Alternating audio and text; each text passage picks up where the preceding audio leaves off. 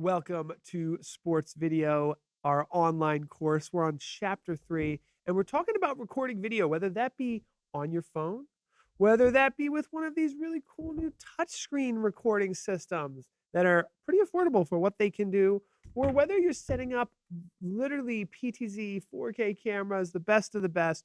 We're going to go over it all. And I'm going to give you an idea of what the power of sports video is and why we should be recording sports video. Let's jump into it.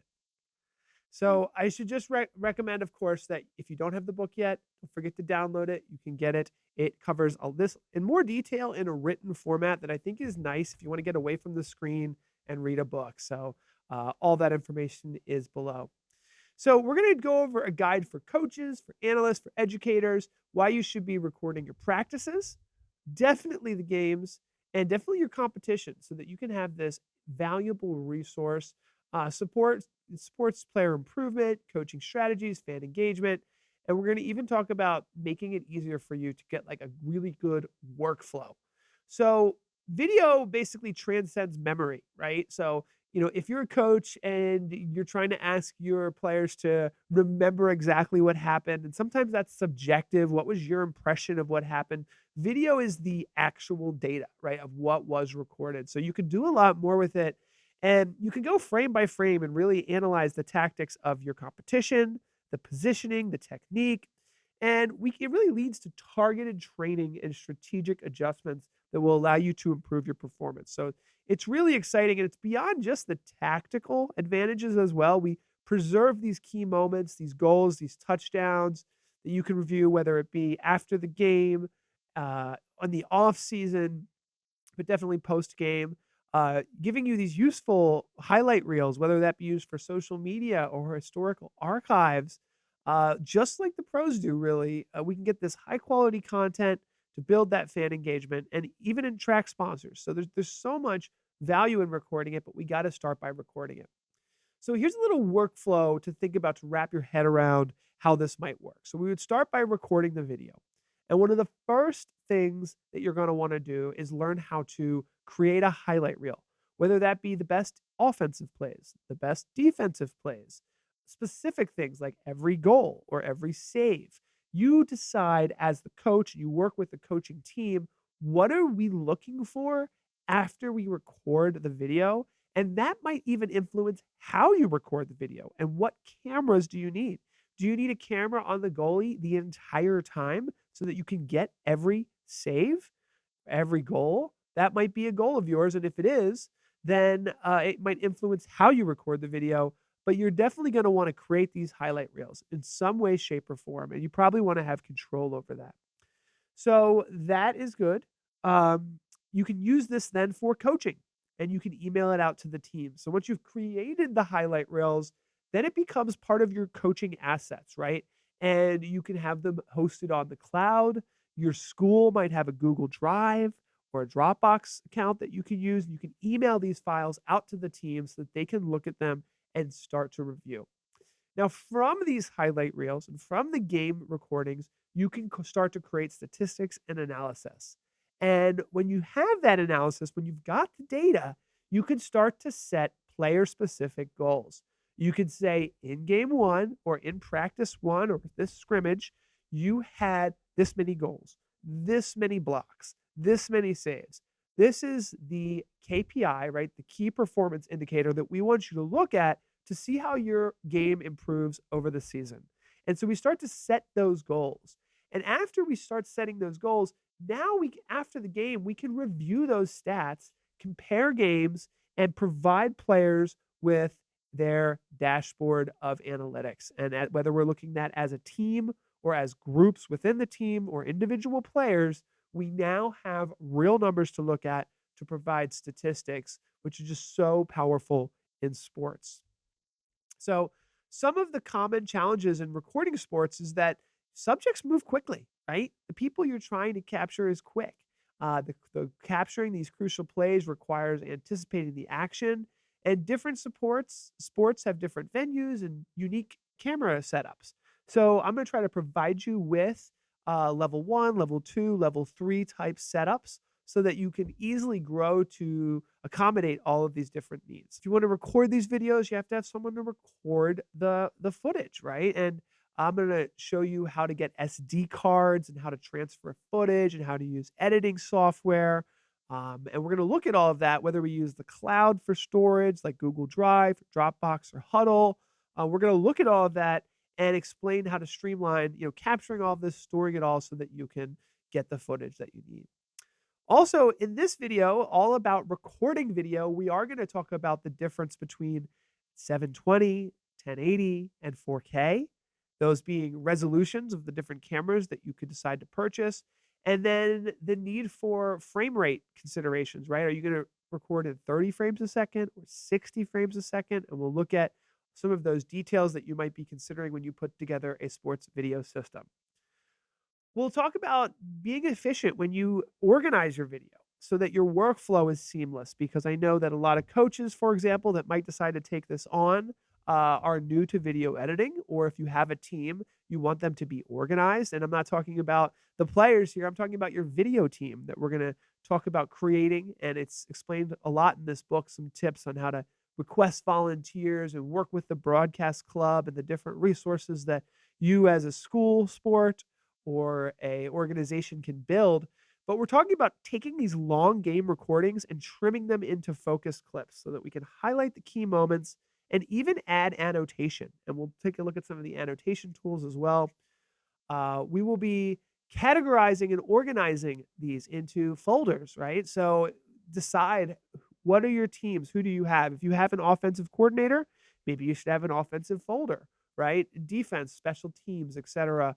Organizing all of this will really help with your long-term goals. And then distributing all of this, right? So how are we going to distribute it? Are we going to use the cloud software? What are the permissions going to be for access? If you don't have a cloud product like Huddle, which is not cheap, maybe you only have access to Google Drive, that's okay. You can record the video, edit it, and put it into organized folders, and we'll take a look at how to do that. But definitely organize per team, per season, right? Per group, and even per player, depending on how much detail that you require for your team. Now we'll look at a video editing workflow, getting that raw footage, which might be from multiple cameras, and doing an initial review. Now, when I do these initial reviews of sports footage, I look at the scoreboard oftentimes, and I scrub through the footage and I look for when the scores were. And you can go through, and if you have multiple cameras, which oftentimes I will, I'll have 3 or 4 cameras, when you see a goal happen, you know that's a major event. And then you might want to get a clip from the goalie, right? You might want to get a clip from the widescreen to look at the formation that led to that goal. And you can identify these key plays, scrub through the video, and then chop it up. And we'll look at all of that. Another tip is watching the crowd. If you have a camera that's on the crowd and the whole crowd jumps up, maybe that's because there was a big play and it might be a key play that you're looking to turn into a teachable moment. So when you start by selecting these clips, then you're starting to edit them, right? And you're potentially going to organize them into different projects. And we're going to look at how to do that with Metrica Sport, which is a popular software for this. We're going to look at how to do this with Knack Sport, which is a sports video. And we're just going to sports analytics software. And then we're just going to look at a basic video editing platform called Adobe Premiere, which allows you to just really quickly trim, cut, stabilize, and add annotations and just, get your stuff going. And Adobe is a very popular software platform, so I'm going to use that for a lot of this as well. Once we get all the clips organized, we can kind of organize them into a final video, whether that be just for the offense, just for the defense, and figure out, how we're going to organize it, do a quick quality check. Sometimes you could add slow motion. If you're doing a highlight reel, which we will be doing in this course, we'll do a slow motion instant replay, right? We'll slow down right before the goal and show you how that looks. Maybe even doing some digital cropping, meaning taking a 4K video file, cropping it in so that we have that extra resolution to show in a wide field. If we want to focus on a specific area, that's called digital cropping, and we can change the framing of the video. So one of the things when we're going into this is we want to have a balanced perspective, right? We want to have wide shots to show the full formation. I talk to coaches about this a lot. They just want to see the whole field when they look back at things.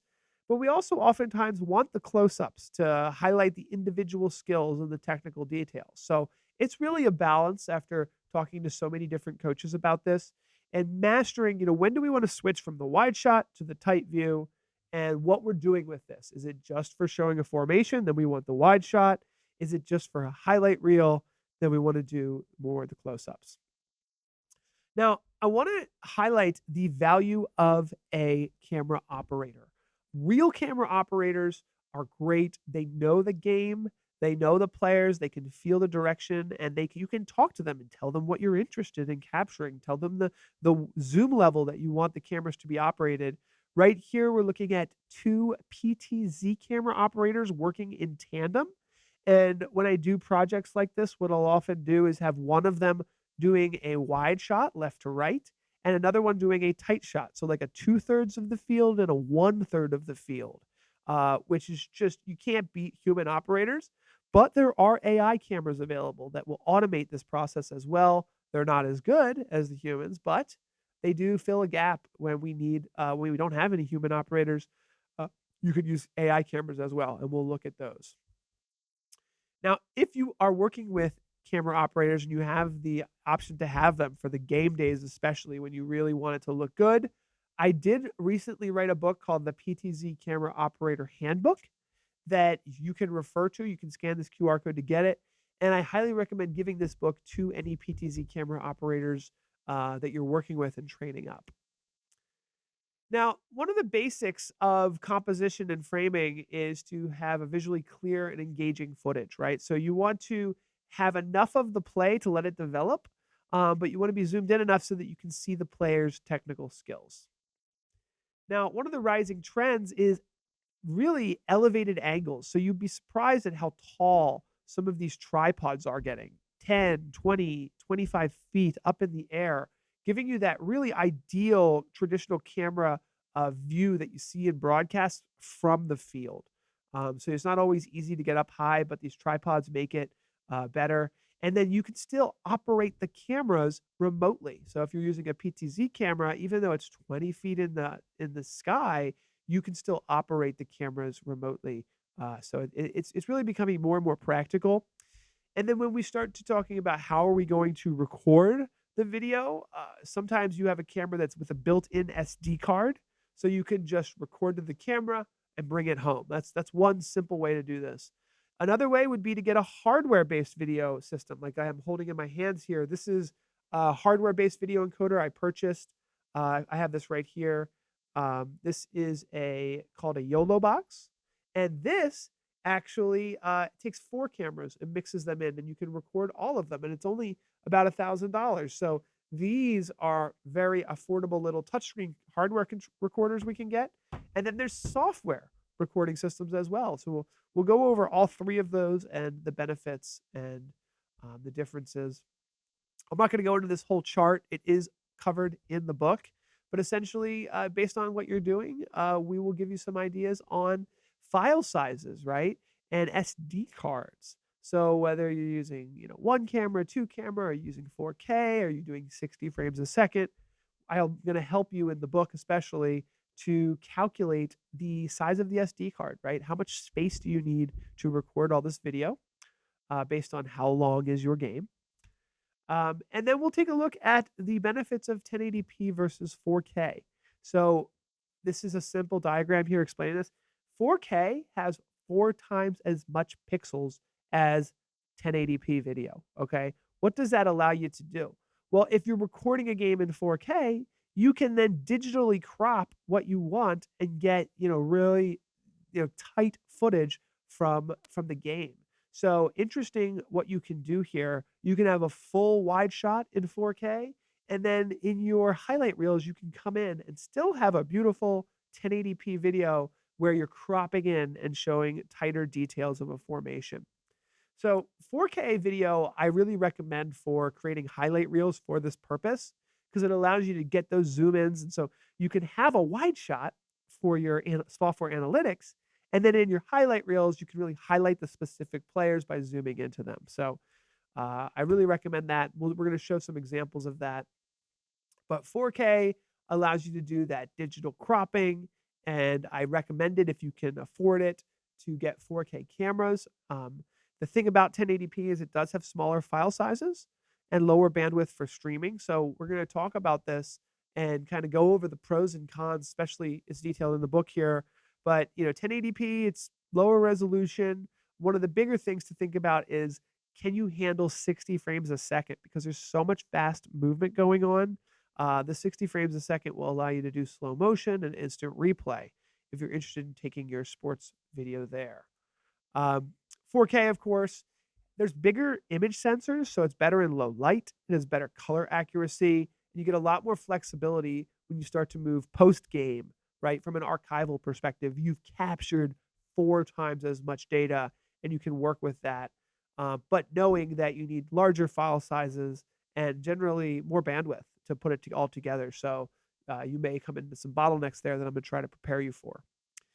Now, looking at this here, you can see this software here is Adobe Premiere. We're going to jump into this software throughout this course, especially in the highlight reels chapter. But you'll see here that we're going to start clipping video clips, okay? And clipping pieces that we want out of a full game. And I'm going to show you how to do that. If you've recorded in 4K, you have the ability to zoom in and without losing any, without getting pixelated or anything if you've opted for the 4K, especially for 1080p production. So we'll go into all of that, and I'll show you how to do the video cropping. This is something that when you really dig into it and you're really doing highlight reels and you've got a video team doing this, they want the 4K, and there's a reason why. So we'll look at this in more detail throughout the book. But we'll look at video cropping and being realistic. You might want to use an AI-enabled camera, right? You might want to use a Pixelot, VO. Huddle has one that's really good. They integrate analytics platforms that they offer with the video. So it makes smaller teams who don't have a camera operator able to rely on these automated AI cameras. So looking at cameras for recording video, you've got your smartphone, which if you're just getting started and you want to get something out, it can be done. Smartphones often have battery issues when you're recording a full 1 hour, 2 hour game, especially if you're live streaming. So it can be tricky, but it can be done. And we look at, in the book especially, we look at Game Changer, which is a new app designed for sports streaming and recording that really incorporates some really cool features like scorekeeping and highlight reel generation. And then when we get kind of into the club and amateur and high school level, sometimes we start looking at these all-in-one cameras, these cloud-based cameras that are AI connected. And as we start to look at that, we think about, do we have a camera operator? Can we do this, or do we need to? Can we operate with PTZ cameras, which allow for probably the best quality? And then in the pro level, we even look at broadcast cameras. So these all-in-one cameras are easy to use, but they're limited, right? You got one kind of angle here, and there's often a subscription cost. And the AI accuracy is good sometimes, not always. These are always getting better, these AI cameras. You can use a camcorder or a GoPro. They're flexible, and they often have no ongoing cost. They're portable, but they need to be operated manually. And they're not necessarily always ready to go.